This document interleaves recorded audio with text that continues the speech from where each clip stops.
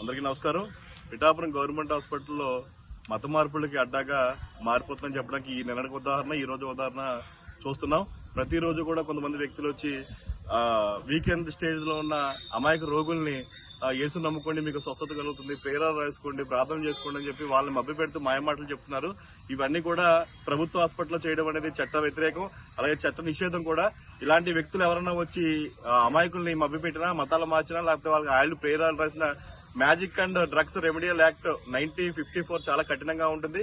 ఈ యాక్ట్ ని కఠినంగా అమలు చేయాలని చెప్పి మేము జిల్లా కలెక్టర్ గారిని కూడా అడగడం జరుగుతుంది. ప్రతిరోజు కూడా వీళ్ళకి ఇదే పని అయిపోతుంది. గవర్నమెంట్ హాస్పిటల్కి వచ్చి అక్కడ అనారోగ్యంతో బాధపడుతున్న పేషెంట్లని ఆసరాగా తీసుకుని వాళ్ళ మీద ఈ మతం అనేది రుద్దుతున్నారు.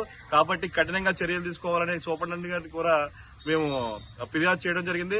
పొద్దున్న ఉన్న డ్యూటీ డాక్టర్ గారు కూడా వెంటనే స్పందించి వచ్చిన వ్యక్తి ఎవరైతే ఉన్నారో ఆ వ్యక్తిని వెంటనే కూడా పట్టుకుని పోలీసు వారికి ఫిర్యాదు చేయడం జరిగింది. డ్యూటీ డాక్టర్ గారికి కూడా ధన్యవాదాలు తెలియజేస్తున్నాం. ఇప్పటి నుంచి సిబ్బంది చాలా అలసత్వం వహిస్తున్నారు. సిబ్బంది కారణంగానే ఇటువంటి మత మార్పుల గ్యాంగ్ అంతా లోపలికి వచ్చి మతాలు మారుస్తున్నారు. కాబట్టి అధికారులు, ఉన్నతాధికారులు అందరూ, జిల్లా కలెక్టర్ గారు అందరూ కూడా మేము ఒకటే కోరుకుంటున్నాం, కఠినంగా వ్యవహరించండి. ఎవరికైనా అనారోగ్యం వస్తే ఇక్కడ భగవంతుడు డాక్టర్ మాత్రమే. ప్రజలకు కూడా మేము విజ్ఞప్తి చేస్తున్నాం, రోగాల స్వస్థత పేరుత ప్రార్థన చేస్తారు. రోగాలు తగ్గవండి, మీకు వచ్చిన రోగాలు ఏవైతే ఉన్నాయో, అనారోగ్యం ఏదైతే ఉందో డాక్టర్లు చూపిస్తేనే నయం అవుతుంది. కాబట్టి ఇటువంటి మాయ మాటలు ఎవరో కూడా నమ్మొద్దని చెప్తున్నాం. ఎవరైతే ప్రభుత్వ హాస్పిటల్లో ఇటువంటి కార్యకలాపాలకి మరి వేదికగా చేస్తారో వాళ్ళపైన కఠిన చర్యలు తీసుకోవాలని చెప్పి మేము జిల్లా యంత్రాంగాన్ని అంతా కూడా డిమాండ్ చేస్తుంది విశ్వ హిందూ పరిషత్. ఈ రోజు ఫిర్యాదు చేయడం జరిగింది.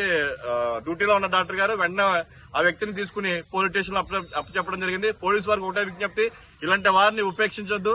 చట్ట ప్రకారం ఏవైతే శిక్షించాలో ఆ విధంగా ఆ వ్యక్తిని శిక్షించాలని చెప్పి విశ్వ హిందూ పరిషత్ నుంచి డిమాండ్ చేస్తున్నాం.